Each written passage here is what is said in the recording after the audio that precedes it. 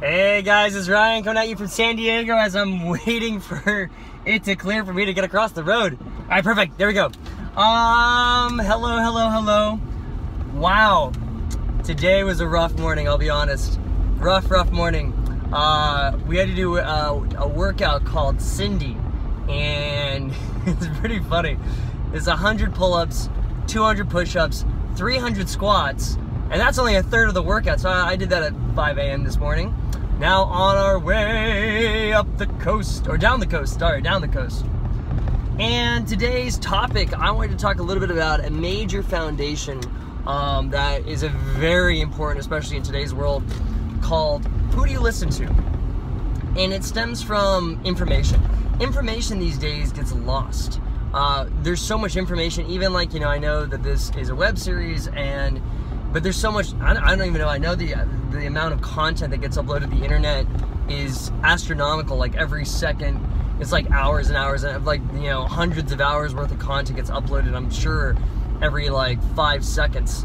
So it's pretty amazing how much information is out there. There's so much information, but we're always, wanting more knowledge and wanting the right knowledge. And that's really, really important is, who do you listen to was a major foundation, kind of like a pillar of a foundation for where you want to go in life. And you got to make sure you're getting the right advice and the right information for anything you want to do. So one thing to take into consideration is you always have to be learning new information, but you got to be making sure it's from the right source. And a few things about that. Number one, who do you listen to? The people that you should be listening to get good information have to have what you want in life. That's a big thing. They have to have what you want, right? A lot of people give a lot of information and they might not actually have the real results or they're not doing the things that they even say. There's a lot of seminars these days. There's a lot of webinars, seminars, from a lot of people that I'm sure are well-meaning, but unless they have the real concrete results in their life, then it might not be really working for them. They might be teaching theory, if that makes sense.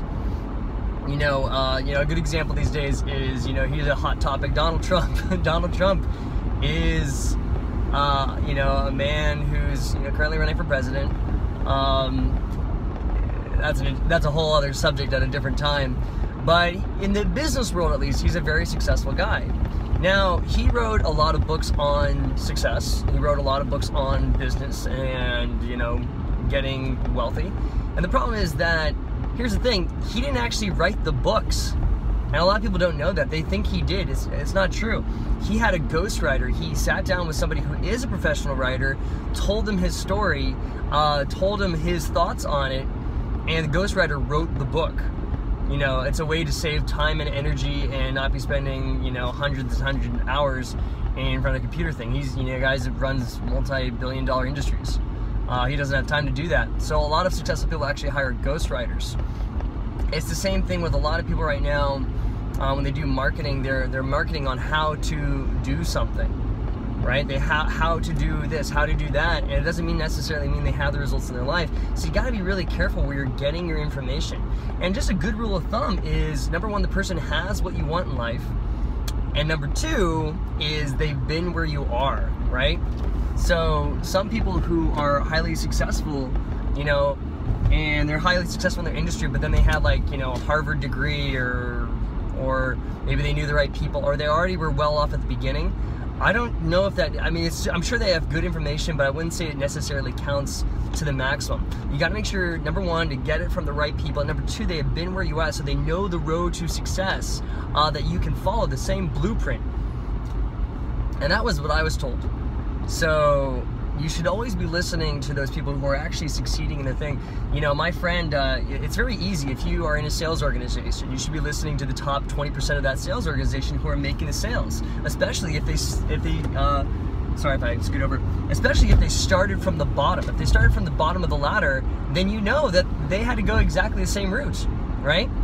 When I was working as a recruiter in Tokyo for a little bit, I listened to, and it just kind of came naturally, where I was listening to some of the guys who were the top earners, and everybody had to start on the bottom. And you just asked, as long as you have a pleasing personality and ask the right questions, usually, you know, successful people want to tell their story. They want to help. However, they don't want competition. So they'll always tell you enough to get you better, but not enough to get you there all the way. So you gotta always kind of figure the rest of the way on your own. Now, this is just my opinion, but I've pretty much always encountered this. So I believe that success leaves clues. Success leaves footprints for everybody to follow. It leaves certain pathways. So you got to be finding out who's actually digging, who's trailblazing the way, and you can follow the same road. And it has to be somebody who, number one, has what you want, and number two, has been where you are. And there's so much information, so you got to make sure you're getting the right content. That's a big, big deal. Or else, if you're following the wrong ones, you're not going to get the right results, or even like real results, right? You're going to be getting their theory, or going to be misguided. Now, having said that, number three, which is the most important, who do you ultimately listen to? Try to guess that one. Who can guess? 3-second pause. You ultimately listen to yourself. You ultimately always listen to your gut. You always ultimately listen to your heart. You always ultimately listen to your own feelings. Always follow what you feel is right, because your intuition is going to be the best way to keep going along the right path. Use information from around you, your surroundings, your peers, your mentors, the people you want to aspire to, right? Use it as good advice. Use it as good consulting, right? Get good opinions and know what they're doing is right, and always keep those considerations, but ultimately always listen to yourself, all right? So I hope that was helpful. It's good to always, like, you know, you always want to have a good network of people, a good environment. You know, there's a famous phrase, you are the average of your 5 best friends. And I believe on 100% that that's true. It's really your environment and who you're surrounding with really has a big difference on your future. So when you're picking kind of coaches or information on who to follow, make sure it's from the right sources. So make sure it's somebody who has what you want in life, right? And who's been where you are.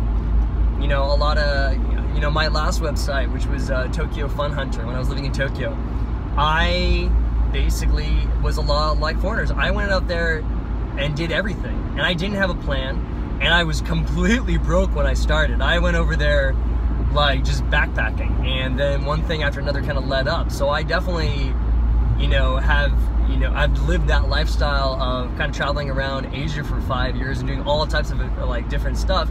And I started from 100% the bottom. I went in with a backpack. Yeah, so I mean, that's like my little thing in Tokyo, at least in Japan. But take those in considerations. I hope that was helpful for a lot of people. Let's talk about some other stuff on the next video, right? All right, it's gonna be a great day.